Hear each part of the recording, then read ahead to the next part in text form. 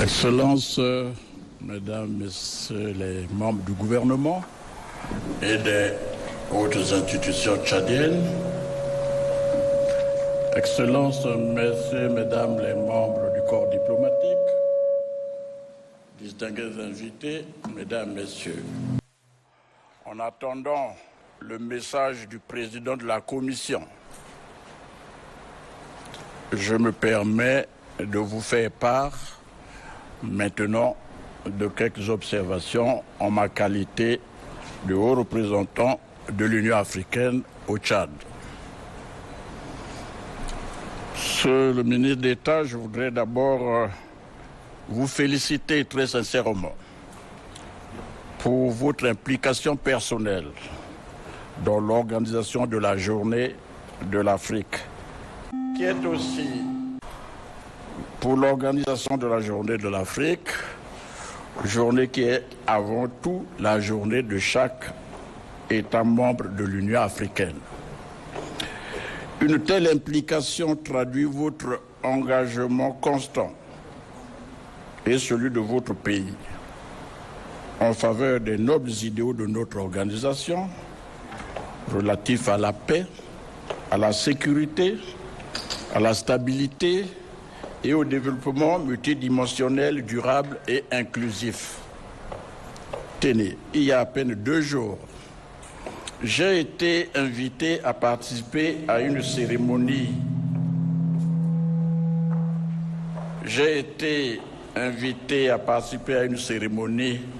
Finalement reportée qui portait sur la transposition dans la législation tchadienne de la Convention de l'Union africaine, dite Convention de Kampala, sur la protection et l'assistance aux personnes déplacées internes en Afrique. On sait combien ce sujet est sensible ici. Je ne vous fais aucun dessein. Ce louable effort d'appropriation, de domestication de nos instruments communs, je tiens à le saluer à sa juste valeur. Hier encore, objet de multiples préoccupations du continent, le Tchad est devenu au fil des années un acteur majeur sur la scène continentale et au-delà, ce qui indique clairement qu'une situation de crise ne saurait constituer une fatalité insurmontable à l'infini. Une telle posture de votre pays sur la scène africaine n'a pas échappé aux autres pays du continent qui n'ont pas hésité à élire un fils de ce pays à la tête de l'organisation continentale, ce dont vous pouvez être fiers. Nul doute qu'un tel état d'esprit, fait de combativité, de résilience, permettra à votre grand pays de relever les multiples défis d'une transition imposée par des circonstances tragiques.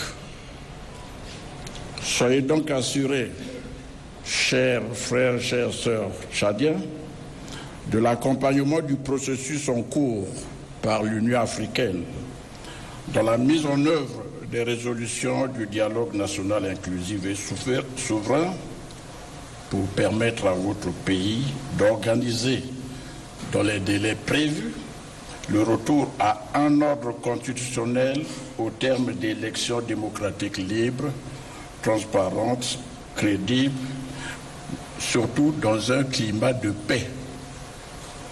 Mesdames, Messieurs, nous célébrons cette journée dans un contexte qu'on aurait souhaité plus favorable. À peine sortis de la pandémie de la Covid-19, beaucoup de nos pays doivent en effet faire face à de graves tensions macroéconomiques, à l'inflation, à des pénuries alimentaires, aux effets du dérèglement climatique, à une terrible situation humanitaire causées par des déplacements forcés de population, comme c'est le cas aujourd'hui au Tchad, qui enregistre un afflux massif de populations fuyant l'horreur au Soudan voisin. C'est le lieu de féliciter le gouvernement et le peuple tchadien pour leur hospitalité légendaire, pour les sacrifices consentis. La communauté internationale est donc encouragée à accompagner ces louables efforts. Sur le plan international, de nombreux nuages planent encore sur les perspectives en matière de paix, de sécurité et de coopération pour le développement. C'est dans ce contexte que nous célébrons cette journée sous le slogan « Notre Afrique, notre avenir » pour réaffirmer notre foi en l'unité du continent pour un avenir commun sur la base de nos valeurs partagées et des politiques communes librement acceptées. Cette réflexion est à mener en rapport avec le thème de l'année 2023 qui s'intitule « Accélération de la mise en œuvre de la zone de libre-échange continentale » ZLEC. Cela pour concrétiser l'une des 7 aspirations de l'agenda 2007-63 qui vise l'intégration économique du continent pour une croissance soutenue par la promotion du commerce intra-africain, les échanges des biens et des services, la libre circulation des personnes et des capitaux, etc.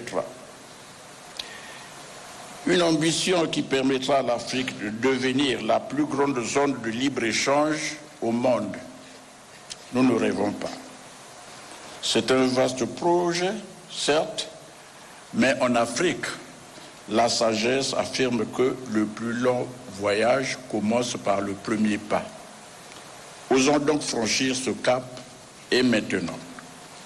Monsieur le ministre d'État, l'Afrique dispose de tous les atouts pour se développer, pour assurer le bien-être de ses populations.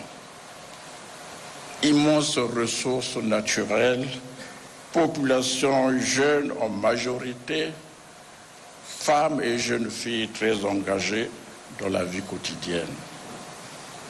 Voilà pourquoi nous prenons l'inclusivité dans tout processus de développement.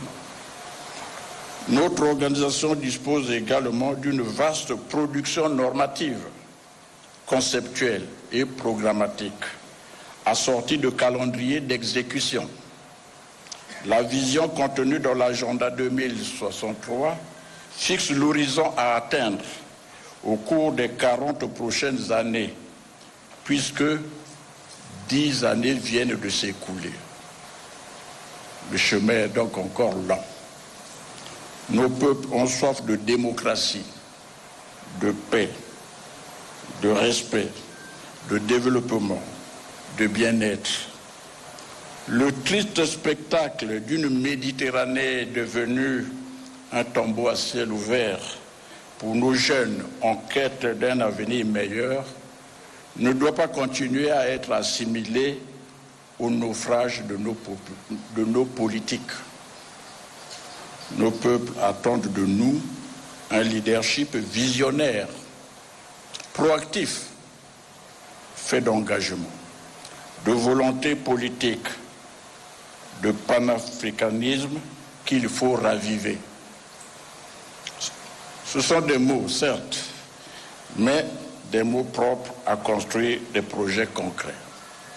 Du reste, aujourd'hui, la jeunesse africaine a fait de Thomas Sankara son idole, son icône. Elle l'a sans doute pas connu. Elle ne l'adore pas par rapport à ses réalisations. Il n'a pas eu le temps d'en faire. Mais c'est par son engagement, ses convictions, sa capacité de dépassement de soi et sa vision. Donc les mots servent aussi à transformer le monde. Aujourd'hui, une effroyable guerre ravage le Soudan voisin. À ce propos, et pour terminer, Je voudrais rappeler ce que j'ai déjà eu l'occasion de dire ici au Tchad, il y a quelques années, au sujet de la volonté politique et du courage nécessaire au règlement des crises et des conflits qui déchirent le continent. Oui, il faut le courage, il faut l'engagement, il faut la volonté. En effet, à la suite du coup d'État manqué au Tchad en 2008, la tension devenant vive entre le Tchad et le Soudan, un comité de médiation de l'Union africaine avait été créé. Le Congo en faisait partie, et en tant que ministre des Affaires étrangères de mon pays à l'époque, j'ai eu l'occasion de participer aux efforts de paix qui nous conduisaient de capitale en capitale, de N'Djamena à Khartoum, de Libreville à Tripoli, de Brazzaville à Dakar, parmi les membres de ce comité. Nous faisions ces missions jusqu'au jour où, à travers les médias, nous avons découvert que le chef d'État tchadien, le président Idriss Déby Itno, paix à son âme, s'était rendu en personne à Khartoum pour y rencontrer son homologue, le président Omar Béchir.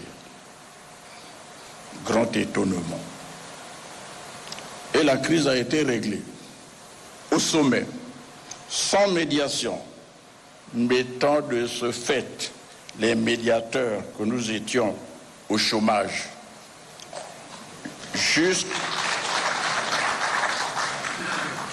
Ils sont restés au chômage jusqu'à ce jour, puisque la crise a été définitivement réglée.